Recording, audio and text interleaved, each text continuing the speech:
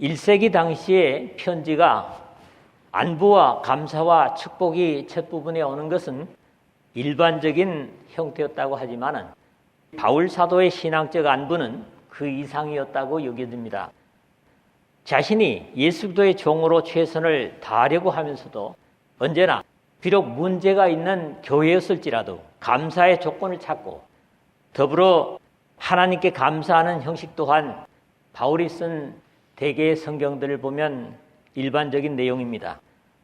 비록 자신이 직접 세운 교회는 아니었지만 자신과 일행들의 안부를 전하는 동시에 하나님의 평강을 축복하며 구원의 방주인 예수 그리스도 안에서 세상과 구별된 성도의 삶을 사는 교회의 지체들과 얼굴로는 직접 대면한 바 없지만은 같은 동역자요 설립자인 에바브라를 비롯해서 믿음에 가는 형제들에게 하나님 아버지의 은혜를 축복한 것이 지난 첫 번째 시간의 말씀이었습니다.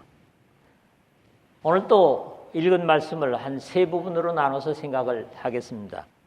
첫 번째로는 3절에서 4절의 내용이죠.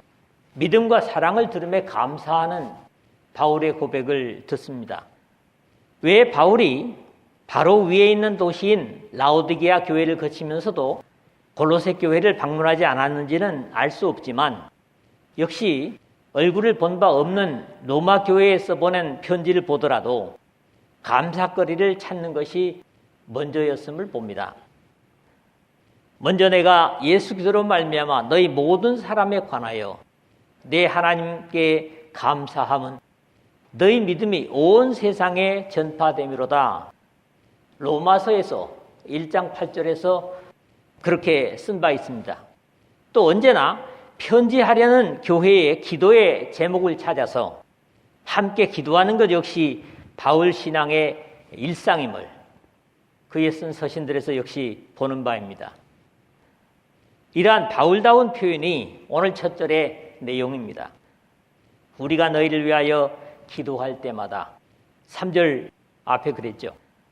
서로 기도로 교통하는 것은 그 대상이 어떤 사람이든지 귀하고 감사할 조건입니다. 하나님 아버지께 주어진 상황과 형편을 함께 아뢰고 특히 나타난 문제들을 함께 기도로 나누는 것은 교회들의 더할 데 없는 힘이요 결속인 겁니다. 그리고 이렇게 기도를 할 때마다 감사할 수밖에 없는 성숙한 상태라면 그 기도는 더욱 힘이 있고 은혜로 응답될 것은 너무나 당연하겠지요. 또 기도할 때마다 감사로 생각나는 사람이나 교회라면 구하면서도 얼마나 감격이 될까 이런 생각을 하게 됩니다. 하나님 곧 우리 주 예수 그리스도의 아버지께 감사하노라 3절 하반절엔 그랬습니다. 우리의 기도는 새해 첫날에 떠오르는 태양이나 가장 밝다고 하는 보름달을 보고 또는 밝은 별을 보고 하는 막연한 대상과는 다릅니다. 성지국 수원지를 걷다 보니까 거기에 크리스마스 때는 이 산타크로스라든가 크리스마스 트리를 만들어 놓고 새해에는 또 뭘 하더니 구정이라고 이제는 복주머니를 커다랗게 해놓고 그리고 양쪽에 토끼 2마리 크게 해놓고 그리고 그 옆에다가 줄을 쳐놓고 이렇게 크리스마스 트리 모양을 해놓고 그게 왠가 하니까 소원을 적어가지고 거기다가 거는 겁니다. 그래서 또 많은 사람들이 실제로 자기 소원을 거기다가 적어서 거는 것을 봅니다. 이렇게 심지어 어떤 조형물을 만들어 놓고 거기에 소원을 적은 태그라고 그러나요? 꼬리표라고 그러죠. 붙이는 것과 다릅니다. 우리가 하는 기도는 적어도 그렇습니다. 창조주이시면서 우리를 사랑하심으로 자기의 가장 귀한 독생자를 아끼지 않으신 사랑의 아버지와 영광의 보좌를 기꺼이 버리시고 그 수치스럽고 고통스러운 십자가의 모진 형벌을 우리를 위해서 감당하신 예수 그리스도 그리고 거친 죄악의 세상 속에 사는 성도들에게 오셔서 함께 임마누엘을 누리게 하시는 성령님께 기도하고 감사한다고 하는 자긍심과 확신이 적어도 우리 믿음의 사람들에게는 다 있는 겁니다. 그러므로 하나님 곧 우리 주 예수 그리스도의 아버지라는 표현이야말로 이 모든 구원과 사랑의 은혜를 입은 우리 모든 구원받은 사람들의 감사의 대상이요, 기도의 대상이며 찬양의 대상입니다. 신앙한다고 하는 사람들에게 가장 가깝고 친근한 이름은 바로 우리 주 예수 그리스도이십니다.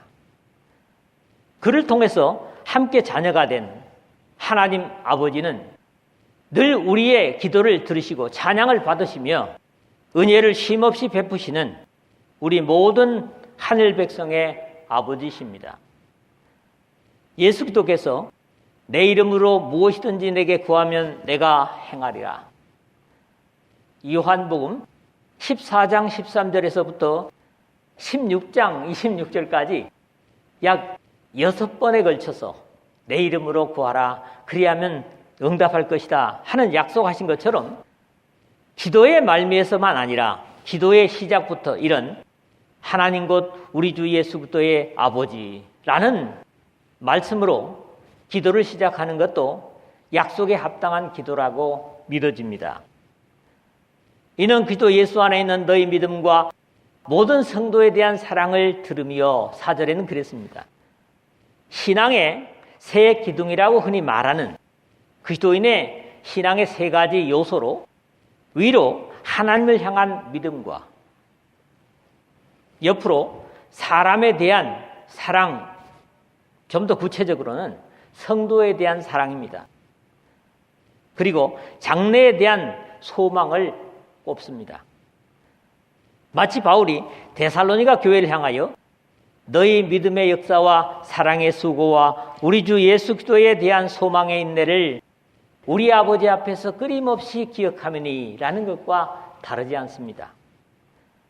이 세 기둥이 든든해야 진리에 선 신앙이고 하나님께서 기뻐하시는 믿음이라고 확신합니다.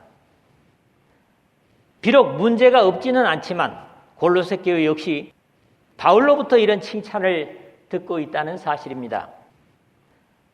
여기에 믿음이 나오고 사랑이 나오고 다음 절에 너희를 위하여 하늘에 쌓아둔 소망이 거론되고 있는데 이것은 좀 더 넓혀서 다음 제목에서 다루도록 하겠습니다. 요한 사도는 이런 틀이 갖춰진 신앙에 살고 있는 성도들을 칭찬하고 있음을 듣습니다. 내가 내 자녀들이 진리 안에서 행한다 하는을 듣는 것보다 더 기쁜 일이 없도다. 요한 3서 1장 4절에 그렇죠. 그러나 좀 더 확대해 보면 믿음은 바로 그리스도 예수 안에 있는 믿음인데 그리스도 밖에도 믿음이라고 이름 붙이는 것들이 들어있지만 그것들은 확신을 가질 수 없고 하나님과 우리의 통로요 중보자이신 예수 그리스도 안에 믿음이 하나님을 영원롭게 하는 인정받는 믿음입니다. 또 하나님의 넘치는 사랑을 받은 우리가 당연히 하나님의 형상으로 지음을 받은 만물의 대리 관리자로 임명된 사람을 사랑하는 것은 믿음의 사람들의 땅에서의 믿음의 실천이라고 해야 할 것입니다. 그럼에도 바울 사도는 이 사람에 대한 사랑도 그러므로 우리는 기회 있는 대로 모든 이에게 착한 일을 하되 더욱 믿음의 가정들에게 할지니라. 갈라디아서 6장 10절에 그렇게 당부를 하고 있습니다. 그러므로 누구보다도 우리가 믿음을 통한 사랑을 실천해야 하는 것은 같은 믿음 안에 있는 성도들이요 또 국적이 다르든 계급이 다르든 관계없이 하나님의 사랑으로 그들을 사랑하는 것이 이 땅에서의 믿음의 구체적인 실천입니다. 유명한 사랑하는 자들아, 하나님이 이같이 우리를 사랑하셨은즉 우리도 서로 사랑하는 것이 마땅하도다. 요한일서 4장 11절의 요한 사도의 확인입니다. 하나님이 세상을 이처럼 사랑하사 독생자를 주셨으니 이는 그를 믿는 자마다 멸망하지 않고 영생을 얻게 하려 하심이라는 요한복음 3장 16절의 사랑의 혜택을 먼저 받은 우리가 그 사랑이 넓게 유효하도록 세상에 아직도 미움의 어둠 속에 있는 사람들을 사랑하는 것이 예수 그리스도를 전하는 전도인 겁니다. 그리고 위로 하나님에 대한 믿음이 튼튼하고 옆으로 사람에 대한 사랑의 실천이 더욱 커지면 하나님께 영광도 영광이겠지만은 당연히 하늘에 쌓아둔 소망도 커지게 되어 있습니다. 그렇지 못할 때는 반대의 현상을 경험할 수밖에 없다 하는 말씀도 드리고 싶습니다. 우리가 어떤 조건이나 형편에서든지 감사의 이유를 먼저 찾고 기도할 제목들을 나눔으로 하나님께 감사하고 함께 기도하며 흔들림이 없는 하나님께 튼튼한 믿음과 사랑을 사람을 사랑하는 희생과 헌신이 커져서 세월이 갈수록 하늘을 향한 소망도 많이 쌓여가는 은혜의 삶이 여러분 모두에게 있기를 주님의 이름으로 축복합니다. 두 번째로는 5절, 6절의 말씀을 봅니다. 하늘의 소망과 열매 맺음을 보겠습니다. 앞에 4절의 연이은 자연스러운 신앙적인 확인을 봅니다. 믿음과 사랑이 충만할 때 소망이 충만하게 쌓인다는 논리를 앞에서도 이야기한 바 있지만 사라지지 않는 소망은 과연 어디에 쌓는 것이며 그 소망의 근거를 좀 더 분명히 하고 있는 것을 듣습니다. 너희를 위하여 하늘에 쌓아둔 소망으로 말미암으니 곧 너희가 전에 복음 진리의 말씀을 들은 것이라. 5절에 그랬습니다. 이 말씀이 바로 소망을 저축해야 할 장소와 소망의 또 다른 근거를 제시하고 있다는 데서 중요한 교훈입니다. 너희를 위하여 하늘에 쌓아둔 소망으로 말미암으니 첫째는 그랬죠. 하나님을 향한 믿음을 가졌다는 나는 나를 위하여 하나님으로부터 받은 은혜와 사랑을 어디에다가 쌓고 있는가 확인할 필요가 있습니다. 소망은 너희를 위하여뿐만 아니라 사실 모든 사람에게 필요한 것이 소망입니다. 안타깝게도 이 시대는 살아야 할 이유, 즉 소망을 잃어버려서 죽는 사람들이 참으로 많습니다. 심지어 유명세를 가진 그리스도인들이라는 사람들조차 쉽게 삶을 포기하는 것은 진정한 소망을 갖지 못했기 때문에서 일어나는 안타까운 현상들입니다.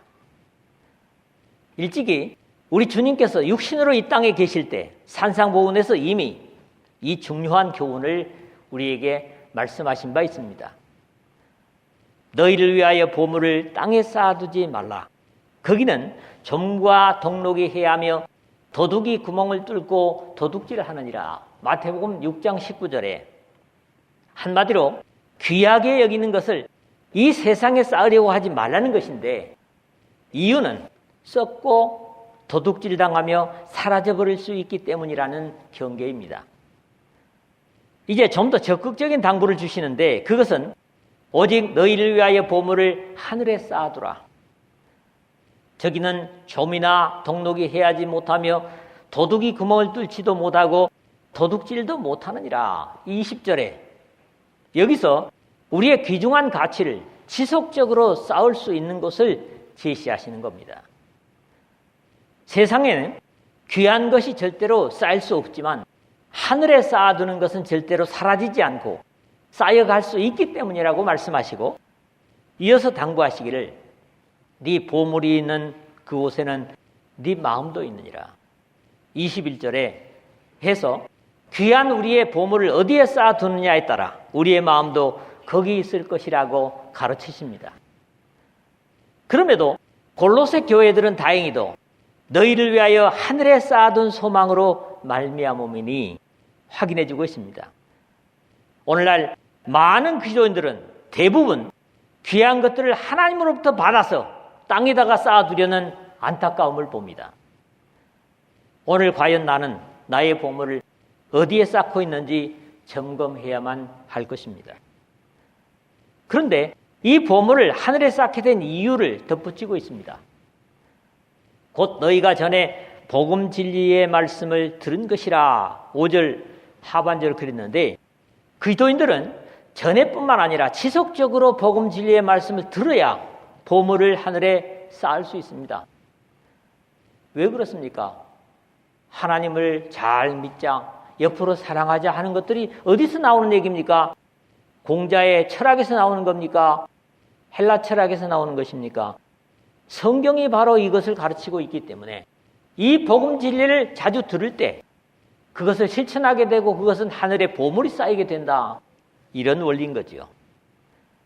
복음 진리의 말씀을 듣는 것이 사라지지 않을 하늘의 보물을 쌓는 비결이 되고 원인이 됨을 배웁니다.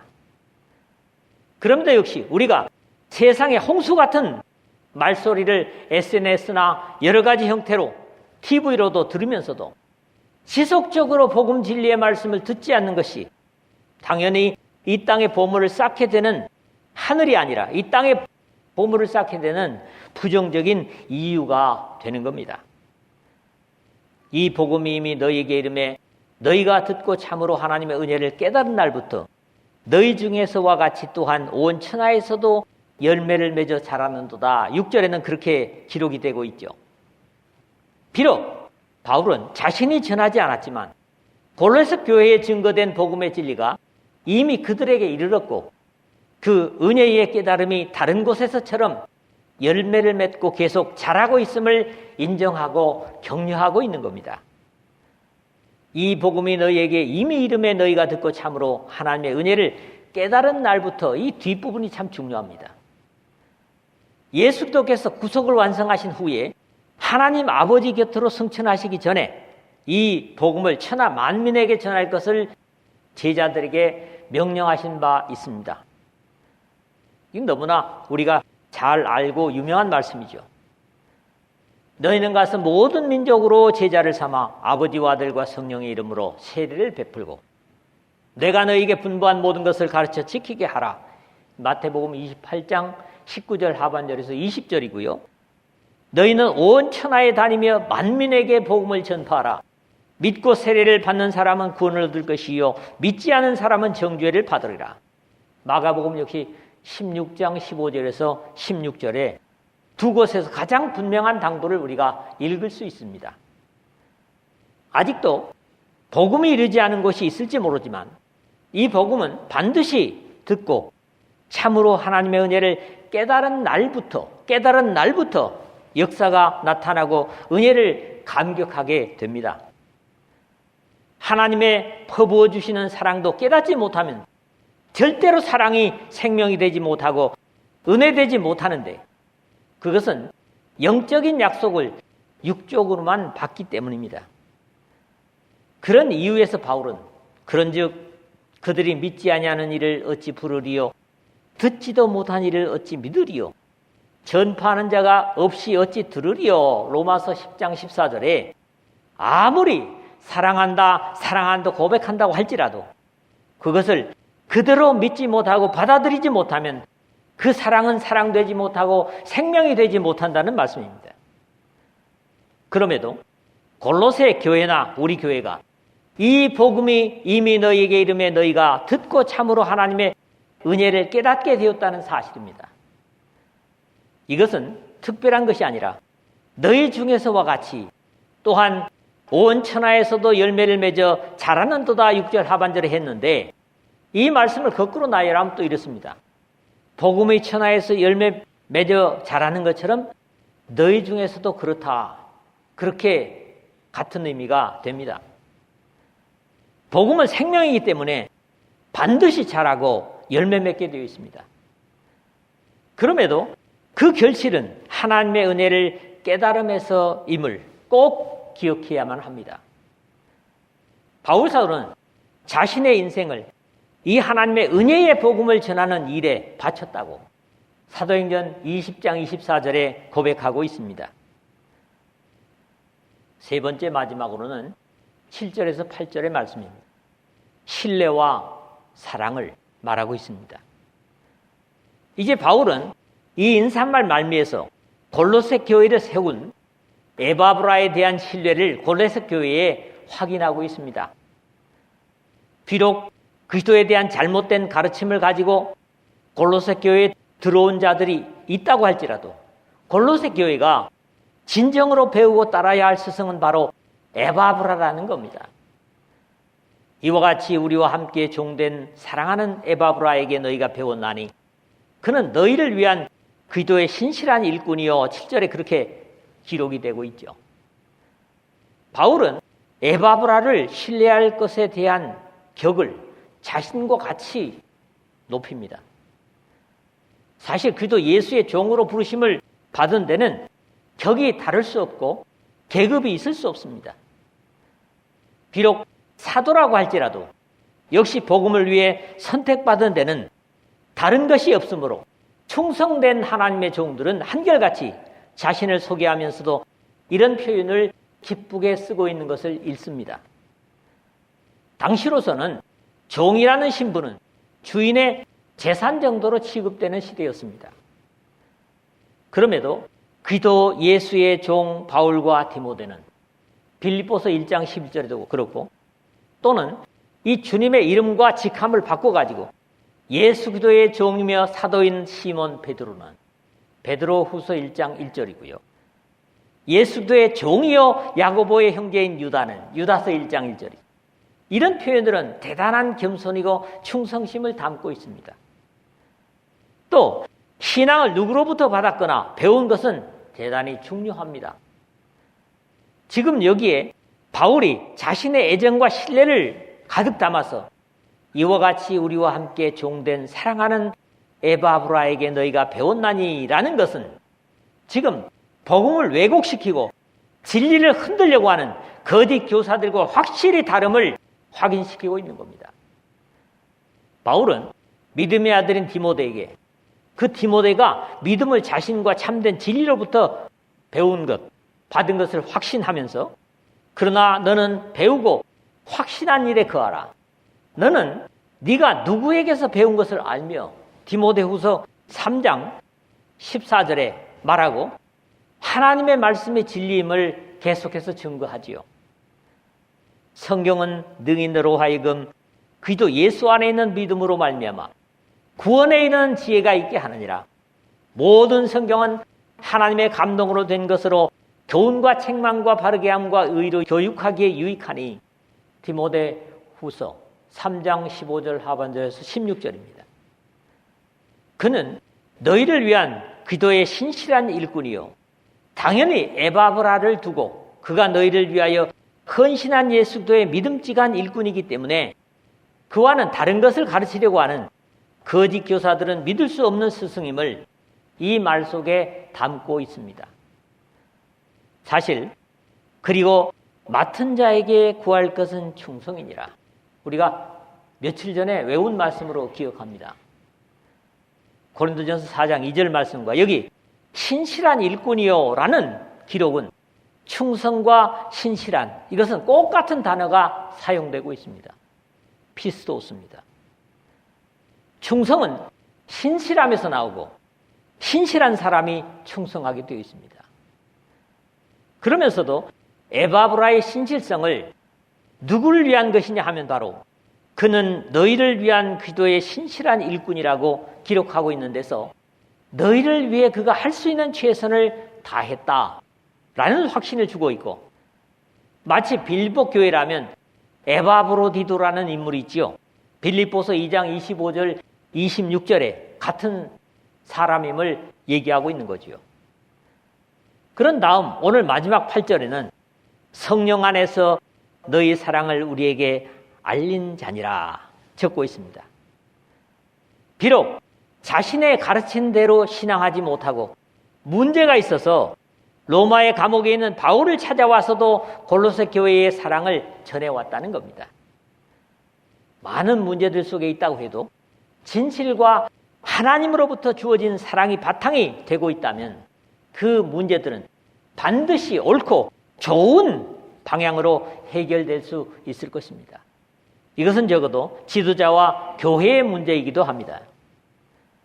지도자가 에바브라처럼 믿음이 가는 사람이고 교회가 예수도의 희생이 바탕이 된 사랑을 잃지 않는다면 반드시 최종적으로는 바른 길과 하나님께서 영광 받으실 방향으로 해결되게 될 것이라는 믿음과 기대를 함께 증거하고 있는 겁니다.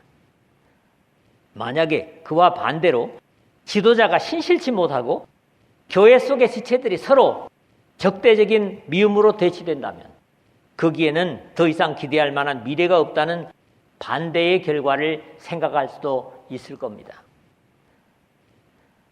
말씀을 맺겠습니다. 이 이야기를 좀 더 가까이 우리 교회에 가져왔으면 합니다. 우리 교회를 거쳤다 들렸다 가고 알고 있는 사람들마다 기도할 때 하나님께 이 서명 기도의 교회 때문에 감사하며 영광을 돌리며 기도를 드릴 수 있는 하나님의 백성들이 우리가 되어야 합니다. 그것은 우리 모두가 하나님께 대한 믿음과 옆으로 사람들에 대한 사랑의 실천으로 살아있는 믿음이 될 때 가능할 것입니다. 이념이 아니라 이론이 아니라 말입니다. 이런 사실적인 믿음은 진리의 복음을 듣고, 즉 하나님을 잘 경외하고 그리고 옆으로 사람들을 사랑하는, 깨닫는 날부터 실천함으로 하늘의 소망을 쌓는 것이 될 것입니다. 이런 신앙적인 결실이 우리에게뿐만 아니라 확대되어 열매 맺고 자라는 일들이 점점 넓혀져 가야 하는 것이 우리 교회의 사명인 거죠.